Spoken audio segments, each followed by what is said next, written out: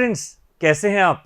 आज हम डिस्कस कर रहे हैं फिजिकल केमिस्ट्री का सबसे पहला चैप्टर, 11th क्लास का सबसे पहला chapter, first chapter of 11th class या कहें first chapter of chemistry, some basic concepts of chemistry. इसमें हम कुछ बेसिक कॉन्सेप्ट्स देखने वाले हैं जिनकी टर्म्स, जिनके जो कॉन्सेप्ट्स हैं वो हमें आगे चैप्टर्स में यूज करने हैं। चलिए स्टार्ट करते हैं बेसिक कॉन्सेप्ट्स ऑफ केमिस्ट्री। इसमें सबसे पहले हम देखें कि जो भी मैटर होता है, मैटर किसको हम कहेंगे? जिसका भी वेट, जो भी मास हो, जिसका कोई मास हो, जिसका कोई वॉल्यूम हो, इसको हमने 3 कैटेगरी में डिवाइड कर रखा है। 3 स्टेट में होता है ये, liquid, solid and gas. Solid, liquid and gas ये आप 9th क्लास में देख चुके हैं, बिल्कुल वैसे ही। तो यहां पर हम देखें कि जो मैटर है ये 3 फिजिकल स्टेट में एग्जिस्ट कर सकता है। इसके अलावा अगर हम देखें तो मैटर को हम 2 कैटेगरी में और डिवाइड कर सकते हैं, pure substance and mixture. Pure substance जो होगा ये एक एलिमेंट भी हो सकता है और एक कंपाउंड भी हो सकता है। एलिमेंट जैसे सोडियम, सोडियम एक एलिमेंट है, ठीक है। कंपाउंड, कंपाउंड जैसे हम कहें CO2, CO2 एक कंपाउंड है। तो ये प्योर जो फॉर्म है वो एलिमेंट की भी हो सकती है, कंपाउंड की भी। अगर हम कहें मिक्सचर, हो सकता है जो मिक्सचर है वो होमोजीनस हो सकता है हेट्रोजीनस हो सकता है जो मिक्सचर है वो यूनिफॉर्म हो यानी होमोजीनस, हो सकता है उसकी जो स्टेट्स हैं वो डिफरेंट डिफरेंट हो, जो कंपोनेंट्स हैं हेट्रोजीनस। इसके बाद नेक्स्ट देखें हम क्लासिफिकेशन, क्लासिफिकेशन ऑफ मैटर। इस मैटर जो हम जिसकी स्टडी कर रहे हैं इसको हम कैसे कैसे क्लासिफाई कर सकते हैं, और ये जो क्लासिफिकेशन हम करते हैं ये करते हैं मिक्सचर के बेसिस पर। तो इसमें कहा गया है मिक्सचर कंटेंट पार्टिकल्स ऑफ 2 और मोर pure substance in any ratio. यानी जो मिक्सचर होता है उसमें हम जो जिसका कॉम्बिनेशन लेते हैं, जो कंपोजिशन लेते हैं, वो किसी भी रेशियो में ले सकते हैं, किसी भी रेशियो में हम उनको ले सकते हैं। नेक्स्ट है movement of air follow pressure gradient. जैसे एयर की जो मूवमेंट होती है ये प्रेशर ग्रेडियंट के अकॉर्डिंग होती है, जिस तरफ प्रेशर ज्यादा होता है वहां से जहां प्रेशर कम होता है इसकी तरफ। हम मैटर की प्रॉपर्टी देखते हैं एक तरह से। नेक्स्ट है होमोजीनस मिक्सचर जो होता है, होमोजीनस का नाम से पता चल रहा है, होमोजीनस सेम सेम। तो होमोजीनस मिक्सचर में क्या होगा, कंपोनेंट कंप्लीटली मिक्स्ड होंगे ईच अदर इसमें, और एक यूनिफॉर्म जो है ये मिक्सचर कंपोजिशन होगा वो यूनिफॉर्म होगा। नेक्स्ट देखें इसके बाद में constituent particles of pure substance है फिक्स्ड कंपोजिशन।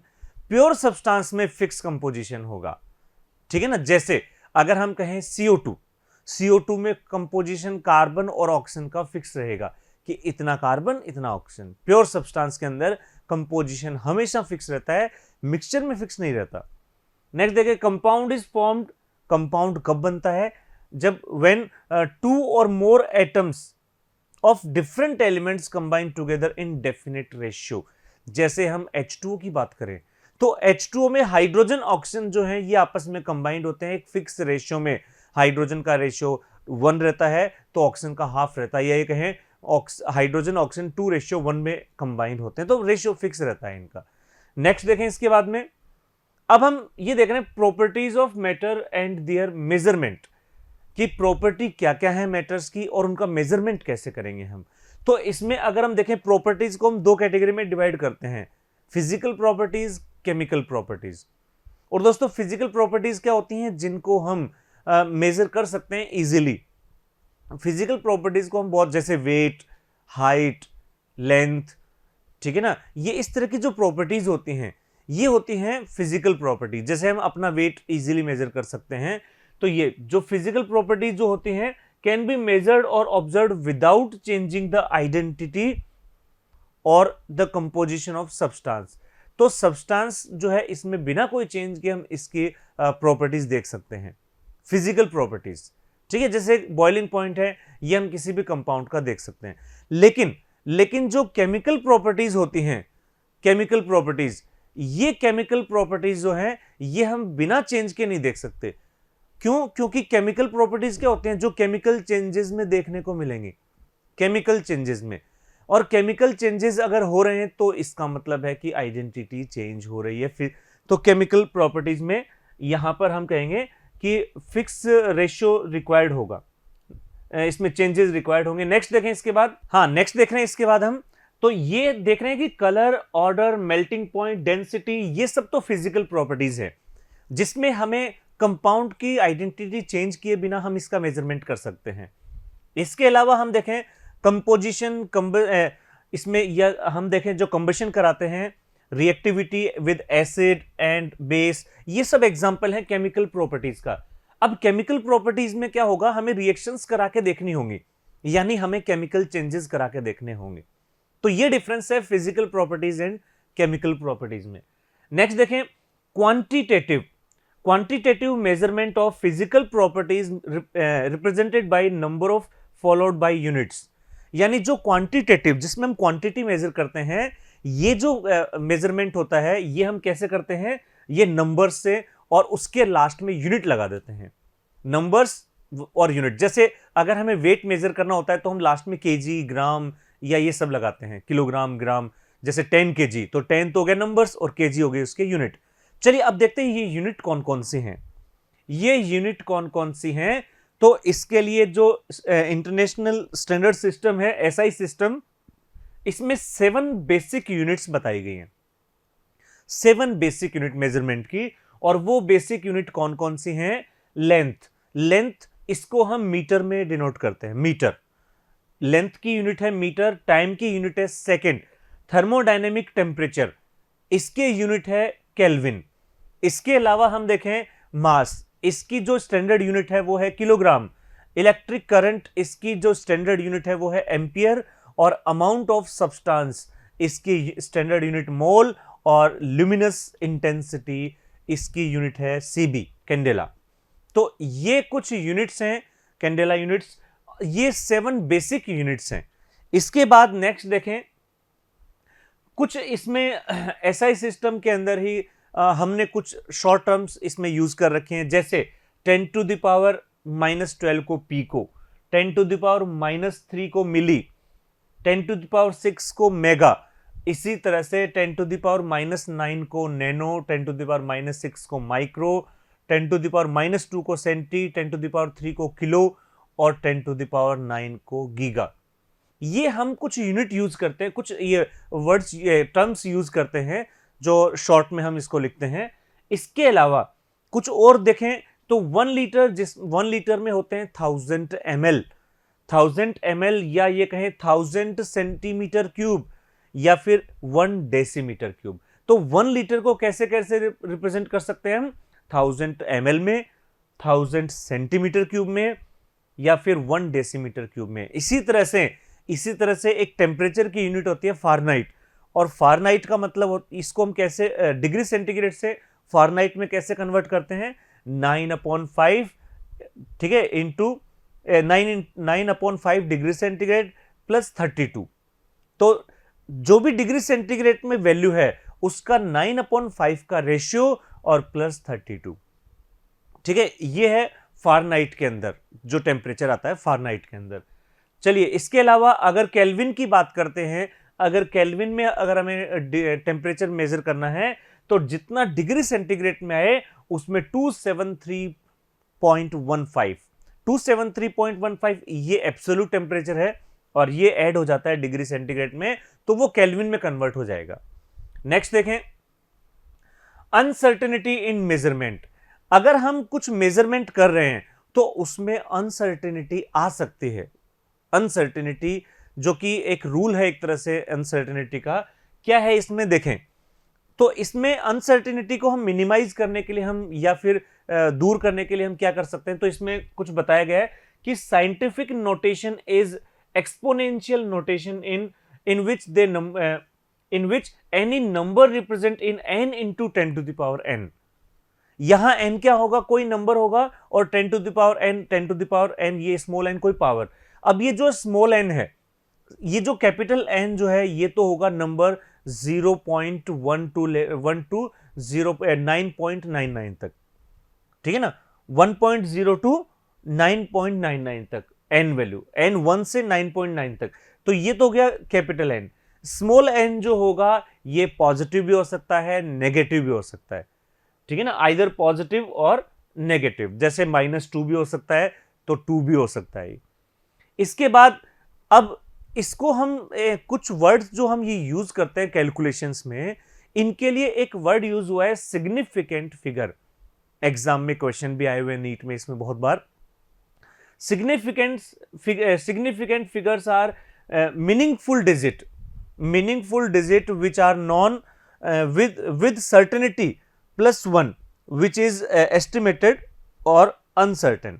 तो यहां पर देखें हम सर्टेनिटी को बनाए रखने के लिए हम सिग्निफिकेंट ऐसे समझें, जैसे आपको कहा जाए 1 और एक वैल्यू है 001 1 या 001, उसमें सिग्निफिकेंट फिगर सिग्निफिकेंट तो 1 ही है। 001 में जो 00 हमने पहले लिख रखे हैं उसका कोई सिग्निफिकेंस नहीं है। तो सिग्निफिकेंट जैसे हमने 001 3 नंबर्स लिखे, लेकिन उसमें सिग्निफिकेंट फिगर तो 1 ही हुआ, जो इनिशियल 0 थे वो सिग्निफिकेंट फिगर नहीं। तो हम बात कर रहे हैं सिग्निफिकेंट फिगर की, मीनिंगफुल फिगर की। देखें इसके बाद, तो अब सिग्निफिकेंट फिगर जो आइडेंटिफाई करने के रूल्स क्या हैं वो भी देख लेते हैं। तो रूल्स ये हैं कि all non zero digits are significant. All non zero यानी अगर जीरो नहीं है, 1 2 3 4 जो भी नंबर्स हैं, ठीक है ना, नॉन जीरो जितने भी हैं वो सारे सिग्निफिकेंट फिगर होंगे, चाहे वो कहीं भी उसमें पोजीशन उनकी चाहे कोई भी हो। नेक्स्ट है, अब जीरो की बात करते हैं। जीरो बहुत इंपॉर्टेंट है। जीरो जो है, zeros proceeding to first non zero digit are non significant. जैसे हमने अभी कहा 001 या 007, जो जेम्स बॉन्ड का नंबर है 007, तो उसमें सिग्निफिकेंट फिगर सिर्फ एक है 7। 00 जो 7 से पहले हैं, 0 which come first from non zero से जो पहले आ रहे हैं वो नॉन सिग्निफिकेंट होते हैं। इसके बाद हम देखें 0 बिटवीन 2 नॉन जीरो, ये सिग्निफिकेंट होंगे। अगर हम कहें 7007, इसका मतलब जो मिडिल के 2 जीरो हैं, 2 जीरोज, वो क्या है, सिग्निफिकेंट फिगर। तो 7007 में 4 सिग्निफिकेंट फिगर्स हो गए, 007 में केवल एक ही था। चलिए नेक्स्ट देखें। अब एंड में अगर नॉन जीरो के बाद जो जीरो आते हैं उनको क्या कहें? तो यहां पर हम देखें जीरोज एट द एंड और right of the number are significant provided they are on the right side. तो ये जो डेसिमल पॉइंट्स जो होता है, अगर डेसिमल पॉइंट है और डेसिमल पॉइंट के बाद में जीरो आ रहे हैं, तो वो जितने भी जीरो होंगे वो सिग्निफिकेंट होंगे। जैसे 1.00, तो 1.00 में जो पॉइंट्स के बाद जीरो आ रहे हैं वो सिग्निफिकेंट में काउंट होंगे। इसके बाद नेक्स्ट है काउंटिंग की अगर हम बात करते हैं सिग्निफिकेंट फिगर की काउंटिंग, तो जैसे काउंटिंग नंबर्स होते हैं उनमें इनफाइनाइट सिग्निफिकेंट फिगर होंगे। काउंटिंग कैसे? जैसे हमने काउंट किए 10 बुक्स, तो इसमें कहें सिग्निफिकेंट फिगर तो हम इनफाइनाइट मानते हैं। नंबर्स जो काउंटिंग जो करते हैं, ठीक है ना, हम जैसे मान लो 10 पीपल्स, 10 लेडीज, 10 जेंट्स, इनमें हम क्या करते हैं, सिग्निफिकेंट फिगर को इनफाइनाइट मानते हैं। इसके बाद नेक्स्ट है, अब क्यों मानते हैं इनफाइनाइट सिग्निफिकेंट फिगर को? क्योंकि इसमें एरर होने का चांस नहीं है। अगर हमने कहा 10 बुक्स तो मतलब 10 फिक्स, उसमें आपकी कोई एरर नहीं आएगी, अनसर्टेनिटी नहीं आएगी। और जब अनसर्टेनिटी नहीं आ रही है तो सिग्निफिकेंट फिगर को इनफाइनाइट मान लिया जाएगा, जिसमें अनसर्टेनिटी नहीं आए। नेक्स्ट है, in a number written in scientific notation all digits are significant. Scientific notation क्या था? n into 10 to the power n, जो थोड़ी देर पहले हमने देखा था। 10 टू द पावर में जो लिखते हैं उसमें जितने भी जो यूज होते हैं डिजिट, वो सारे के सारे सिग्निफिकेंट है साइंटिफिक नोटेशन में। नेक्स्ट इसके बाद हम देखें, अब अगर अपने को ये देखें कि प्रिसिशन और refers to the closeness of various measurement for the same quantity. अगर सेम क्वांटिटी के लिए हम अलग अलग मेजरमेंट करें, अलग अलग कैसे? जैसे हमने 10.0 को 1.00 भी, सॉरी 10.0 इसको 1.0 इंटू 10 टू द पावर 1 ये भी लिख सकते हैं। तो इनके बारे में देखें क्या कहा गया है। Accuracy is the agreement of a particular value is the true value of the result. यानी कि एक्यूरेसी का मतलब क्या होता है कि जो रिजल्ट आ रहा है वो ट्रू रिजल्ट आए, ट्रू रिजल्ट, तो वही है उसकी एक्यूरेसी। अब इसमें देखें ये कैसे हम एक्यूरेसी, भाई रिजल्ट का मतलब ये हो गया जैसे आप लोगों को कुछ सम करने के लिए कहा जाए कि इनको ऐड कीजिए, इनको सब्सट्रैक्ट कीजिए, इनको मल्टीप्लाई कीजिए, इनको डिवाइड कीजिए और रिजल्ट निकालिए। अब उस रिजल्ट में एक्यूरेसी क्या होनी चाहिए वो हम देख रहे हैं। अब एक्यूरेसी या हम कहें क्लोजनेस, कि कितना क्लोज वो रिजल्ट के आ रहा है, एक्यूरेट रिजल्ट के जितना क्लोज आ रहा है। अब क्लोज कैसे लेके आए, पहले एडिशन की बात करते हैं। पहले देख रहे हैं हम addition subtraction of the significant figure, the result can not have more digit to the right of the decimal point than either of the original number. इसका मतलब क्या है, जब हम ऐड करते हैं या सब्सट्रैक्ट करते हैं, डेसिमल के बाद जितने डिजिट्स हैं, ठीक है ना, जिसमें मिनिमम डिजिट जिसके पास हैं, हमें आंसर को उसी में देना है। मतलब ये कहे कि आपको जो आंसर देना है, मिनिमम नहीं सॉरी, कि आपको उतने ही डिजिट यूज कर सकते हैं जितने डिजिट किसी भी एक वैल्यू में है। जैसे सपोज करें आपको 10.235 और 10.5 इनको ऐड करना है, तो आप, या माइनस करना है, सब्सट्रैक्ट करना है, तो आप 10 के बाद में हमने कहा 235 यानी 3 डिजिट्स हैं, तो जो डेसिमल के बाद जितने मैक्सिमम डिजिट होते हैं उससे ज्यादा डिजिट आपको यूज नहीं करने। जो भी किसी भी नंबर्स में हाईएस्ट जो डिजिट है उतने ही यूज कर सकते हैं, उसके आगे नहीं लेके जाना। अगर डेसिमल के बाद 3 डिजिट्स हैं तो आपको आंसर मैक्सिमम 3 डिजिट में ही देना है डेसिमल के बाद। ये तो हो गया किसमें, एडिशन एंड सब्ट्रैक्शन में।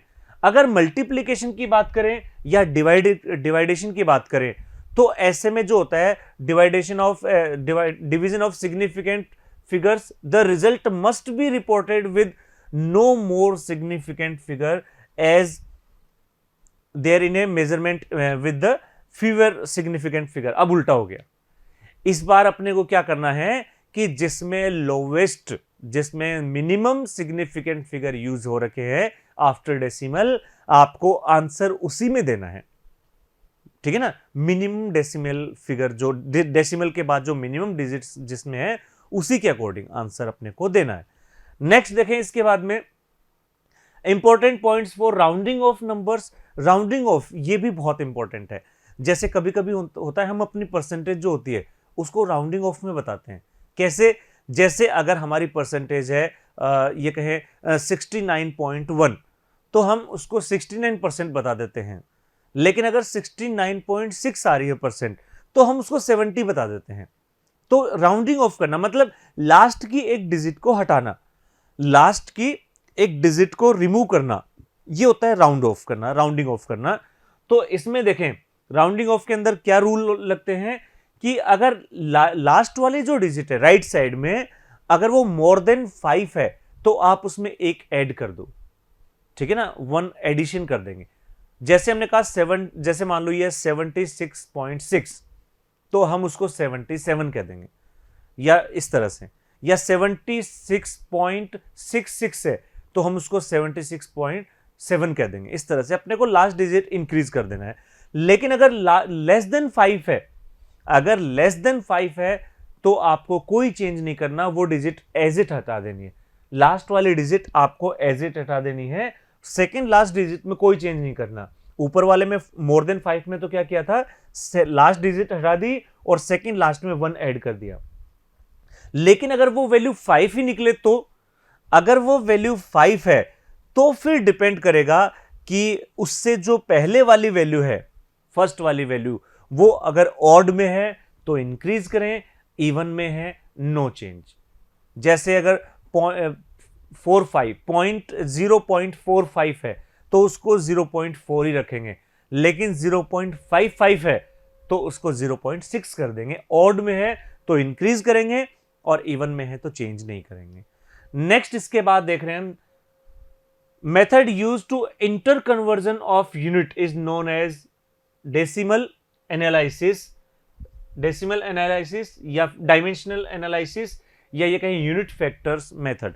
तो अगर हमें इंटर कन्वर्ट करना है जैसे ये कहीं लीटर को सेंटीमीटर क्यूब में कन्वर्ट करना है या लीटर को मिलीलीटर में कन्वर्ट करना है, तो इसको हम क्या कहेंगे, डायमेंशनल एनालिसिस और यूनिट फैक्टर मेथड नाम है इनका। बस यूनिट फैक्टर का मतलब है कितने से मल्टीप्लाई करेंगे, ये सब।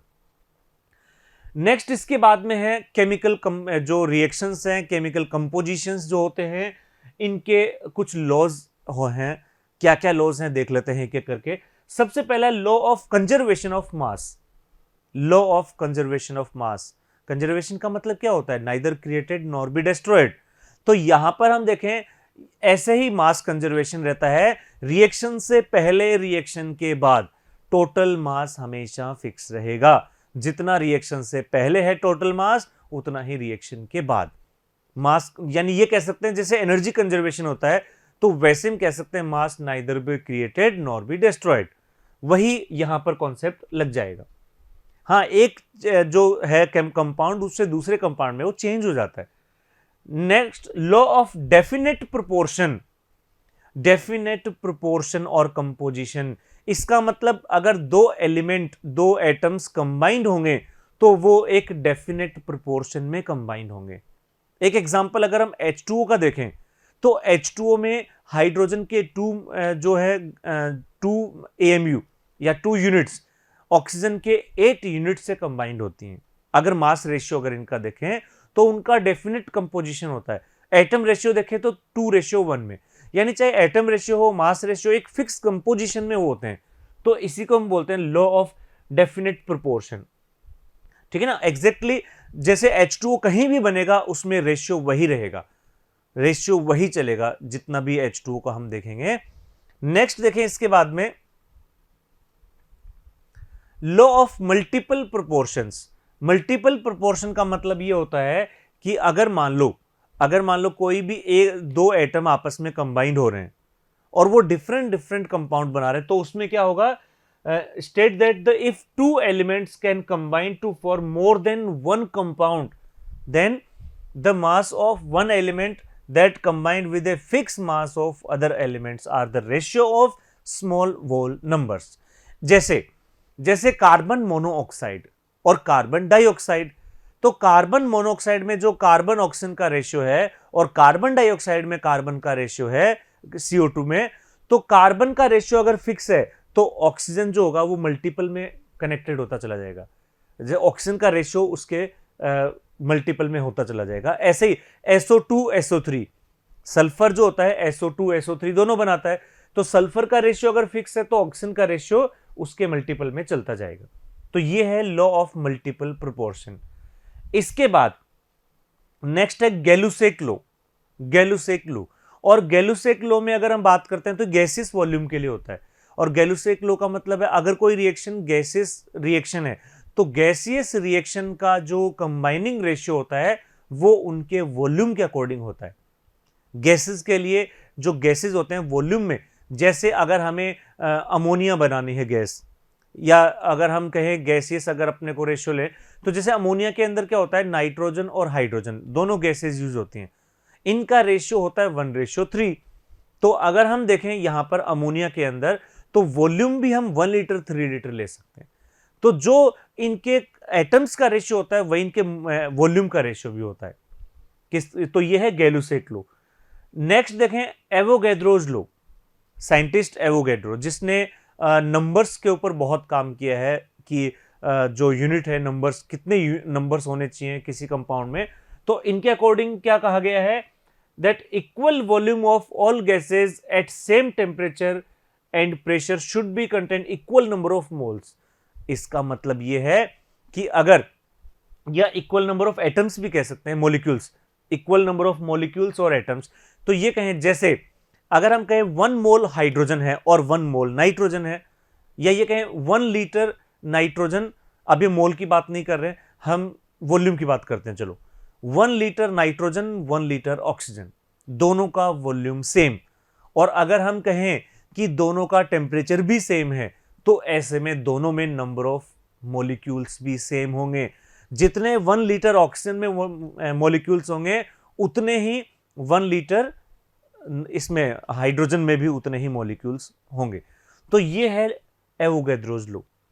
हालांकि एवोगैड्रो ने आगे जाकर मोल्स के अंदर जो नंबर्स हैं मॉलिक्यूल्स के, वो भी डिफाइन किए हैं। नेक्स्ट देखें, इसके बाद नेक्स्ट है Dalton's atomic theory. Dalton's atomic theory, और डाल्टन ने सबसे पहले एटम्स के बारे में बताया। और क्या बताया इसने एटम्स के लिए? तो इसने कहा matter consist of individual atoms और all atoms of a given element have identical properties including identical mass. Atoms of different elements different in mass. इसका मतलब क्या है? जैसे अगर हम सोडियम की बात करें, मान लो कि हमारे पास सोडियम का एक पीस है, सोडियम का एक टुकड़ा है, सॉलिड होता है जो, उसमें जितने भी सोडियम एटम्स हैं सारे आइडेंटिकल होंगे। उन जितने भी सोडियम एटम्स हैं वो सारे के सारे सेम एटॉमिक मास के होंगे। सोडियम का अगर 23 एटॉमिक मास है तो सब में 23 चलेगा, ठीक है ना। और अगर हम कहें अगर एटम्स डिफरेंट हैं, एलिमेंट डिफरेंट है, एक सोडियम है एक कैल्शियम है, तो दोनों का मास डिफरेंट होगा। दोनों का मास, सोडियम का अलग मास होगा, कैल्शियम का अलग मास होगा, या मैग्नीशियम का अलग मास होगा। उनका मास बिल्कुल अलग चलेगा, सोडियम का अलग। हाँ, जितने भी कैल्शियम होंगे उन सब का मास सेम होगा, जितने भी सोडियम होंगे उनका मास सेम, दोनों का मास डिफरेंट होगा। नेक्स्ट इसके बाद देखें, compounds are found when atoms of different elements combined in a fix ratio. तो यहां हम देख रहे हैं कि जो एटम्स जो होते हैं एक फिक्स रेशियो में जब कनेक्टेड होते हैं तो कंपाउंड्स बनते हैं। इसके अलावा chemical reactions involve recognition of atoms, these are neither created nor be destroyed in chemical reactions. इसका मतलब ये है कि जो एटम्स जो होते हैं वो न तो डिस्ट्रॉय होते हैं न क्रिएटेड होते हैं, बस ये आपस में कंबाइंड होते हैं एक फिक्स रेशियो में और कंपाउंड बनाते हैं। एटम्स कंबाइंड होकर, एलिमेंट्स कंबाइंड होकर कंपाउंड बनाएंगे। केमिकल रिएक्शंस जो होंगी वो इनमें इन्वॉल्व होंगी। नेक्स्ट इसके बाद में है एटॉमिक एंड मॉलिक्यूलर मास। तो जो मास की अगर हम बात करते हैं, वन एटॉमिक मास यूनिट जिसको हम AMU से डिनोट करते हैं, ये जो है कार्बन 12, कार्बन जिसका एटॉमिक मास 12 होता है, इसके एक एटम का मास होता है। कार्बन को स्टैंडर्ड माना गया है, कार्बन को स्टैंडर्ड माना गया है कि कार्बन के जो एटम है, कार्बन का एटम, उसका 1/12 पार्ट वो होता है 1 AMU। कार्बन का जो मास होता है उसका 1/12 पार्ट 1 AMU। और इसकी जो यूनिट है वो इसकी जो वैल्यू है वो 1.66056 इंटू 10⁻⁻24 ग्राम ये मेजर की गई है। एट प्रेजेंट अभी की बात करें तो AMU की जगह हम केवल U लिख देते हैं, यूनिफाइड यूनिट U। तो U या AMU एक ही बात है। Next, average atomic mass. अगर मान लो कोई एटम या कोई एलिमेंट आइसोटोपिक फॉर्म में है, अगर कोई आइसोटोप की फॉर्म में है तो ऐसे में हम उनका एवरेज लेते हैं, हम उन मास का एवरेज लेते हैं। जैसे अगर हम बात करें हाइड्रोजन की, तो हाइड्रोजन 1 भी होता है, हाइड्रोजन 2 भी होता है, हाइड्रोजन 3 आइसोटोप्स हैं, और तो तीनों का एवरेज मास ले लेते हैं। और जिस रेशियो में वो मिलेंगे वो रेशियो भी मैटर करेगा इसके अंदर। नेक्स्ट देखें इसके बाद में, molecular mass is the sum of atomic mass of the element present in molecule. तो एक मॉलिक्यूल जो होता है उसमें एटम्स जो होंगे वो बहुत सारे, मतलब मोर देन 1 हो सकते हैं, तो उनका जो टोटल मास होगा वो एक मॉलिक्यूल का मास। एक मॉलिक्यूल में जितने एलिमेंट, जितने एटम है, उनका mass molecular mass. Formula mass generally solids के लिए यूज करते हैं, आयनिक सॉलिड्स के लिए। जैसे NaCl सॉलिड में बहुत सारे Na और बहुत सारे Cl होंगे, बहुत सारे Na होंगे, बहुत सारे Cl होंगे, और हम उसका यूज करते हैं NaCl, फॉर्मूला मास, ठीक है ना। फॉर्मूला मास आयनिक सॉलिड के लिए एक सिंगल एंटिटी। जैसे NaCl में होते तो बहुत सारे Na+ और Cl- हैं, रेंडमली इसमें एक फिक्स अरेंजमेंट में फिक्स अरेंज होते हैं, वो हम उनका फॉर्मूला मास यूज करते हैं। इसके बाद अगर हम देखें mole concept and molecular mass की बात करें, तो मोल क्या है? मोल एक सिंबल है, मोल सिंबल इसका मोल है, और ये एक बेस यूनिट है। हमने याद करो, हमने 7 बेसिक यूनिट में एक इसको भी काउंट किया था क्वांटिटी के लिए। तो quantity for amount of a substance, mole use करते हैं हम सब्सटेंस के लिए। 1 mole content exactly 6.02247 into 10⁻³ elementary entities. इसका मतलब अगर हम 1 मोल की बात करते हैं तो जैसे 1 मोल सोडियम, तो उसमें सोडियम के एटम्स कितने होंगे? ये इसको हम Na बोलते हैं, एवोगैड्रो कांस्टेंट 6.022 इंटू 10⁻23। अगर हम कहें 1 मोल CO2, 1 मोल CO2 के अंदर कितने मॉलिक्यूल्स होंगे? इतने होंगे, एटम्स होंगे, तो वो उसके अकॉर्डिंग हो जाएंगे, ठीक है ना। तो ये एक नंबर फिक्स कर रखा हमने, एवोगैड्रो नंबर। नेक्स्ट इसके बाद देखें, the mass of 1 mole of substance in gram is called its molar mass. ठीक है, अगर हम किसी सब्सटेंस के मॉलिक्यूलर मास को ग्राम में रिप्रेजेंट करने लग जाएं, AMU की जगह हम उसको ग्राम वर्ड यूज करने लग जाएं, तो वो होता है उसका मोलर मास। तो मोलर मास होता है mass of 1 mole, molar mass यानी मास ऑफ 1 मोल, और 1 मोल का जो मास होता है जो ग्राम में रिप्रेजेंट करते हैं, मोलर मास। इसके बाद नेक्स्ट है मास परसेंट। अगर हमें किसी एक एलिमेंट की मॉलिक्यूल के अंदर परसेंटेज निकालनी है तो हम कैसे निकालते हैं? हम कैसे निकालेंगे कि mass of that element in that compound, किसी कंपाउंड में उस एलिमेंट का जितना मास है into 100 divided by molar mass. अगर हमें CO2 में कार्बन की परसेंट निकालनी है तो एक CO2 में कार्बन 12 होता है और टोटल CO2 44, तो 12/44 इंटू 100, तो वो आ जाएगी मास परसेंट ऑफ कार्बन। इसके बाद नेक्स्ट देखें इंपेरिकल फॉर्मूला। इंपेरिकल फॉर्मूला, और अगर हम इंपेरिकल फॉर्मूला की बात करते हैं तो ये एक सिंपल रेशियो होता है।